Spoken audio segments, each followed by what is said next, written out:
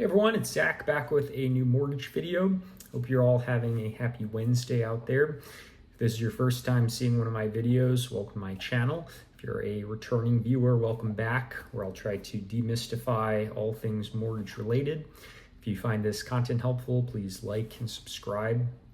So on today's market update, I want to talk about why this Friday I think is going to be a extremely significant event, and why I think it's going to be far more of a mover for mortgage rates than the Fed rate decision is going to be this month, even though that seems to be getting a lot more publicity. So what's happening Friday? We've got the first Bureau of Labor Statistics jobs report since the release of the July report, which was at the beginning of August, and that led to a huge decline in mortgage rates in a single day, and B, led to the firing of the commissioner of the Bureau of Labor Statistics. And even beyond that, this has been the biggest market moving event since the April 2nd passing of the tariffs, by far.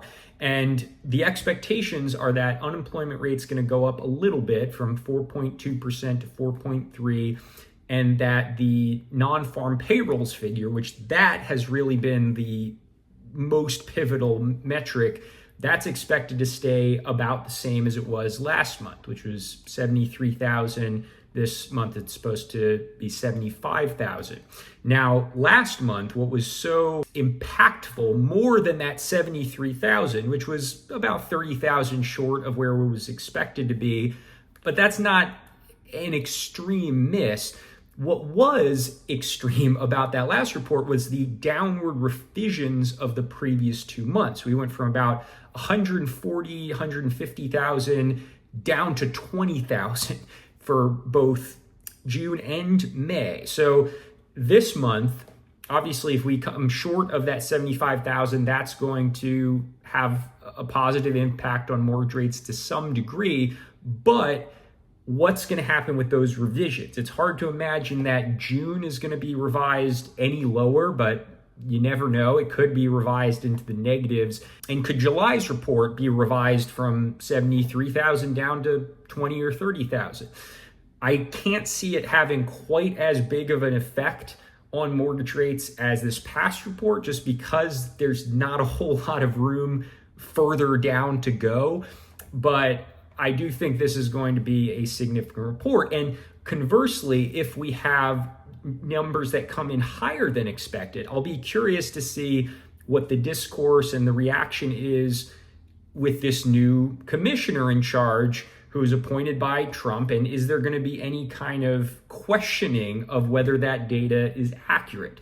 I shot a video earlier this week on the history of countries that have lost independence of their central bank, and typically the loss of objective economic statistics goes hand in hand with a government-run central bank. It's like peanut butter and chocolate. So that will be something that I'm very interested in seeing the reaction regardless, but especially if the numbers come in hotter than expected. And it's worth mentioning that if the goal of firing the BLS commissioner was just to try and have better methodology of getting initially accurate numbers, then that could be a positive thing. The problem is the timing and the rhetoric, specifically from Trump, about firing them because he didn't like the numbers. That is what is the concerning part. But if we can standardize the collection process to try and get more responses initially, because that's really what the problem is, then that could be a good thing. A lot's being made about the possibility that the Federal Reserve is going to cut interest rates at their next meeting, September 17th. That has already basically been priced into mortgage rates. So the idea that them cutting rates a quarter point is automatically going to lead to better mortgage rates is probably not accurate. Now, if somehow we got a 50-point rate cut or greater, I would expect to have a positive impact.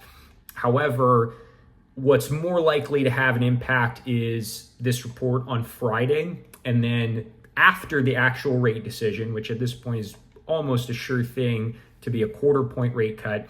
What does Jerome Powell say in his comments afterwards? We saw a few weeks ago Jerome Powell signaling that there's a very good possibility of a rate cut, and that led to a big improvement in mortgage rates. If he has similar rhetoric about how it's looking like maybe we'll get another rate cut in October, he's always going to hedge a little bit, but if the markets perceive his comments as leaning towards a rate cut in the next 2 months, that would probably have a positive impact. As always, if you have any questions, feel free to shoot a comment below, or you can call, text, or email me. But thanks for tuning into this market update, and I will see you next time.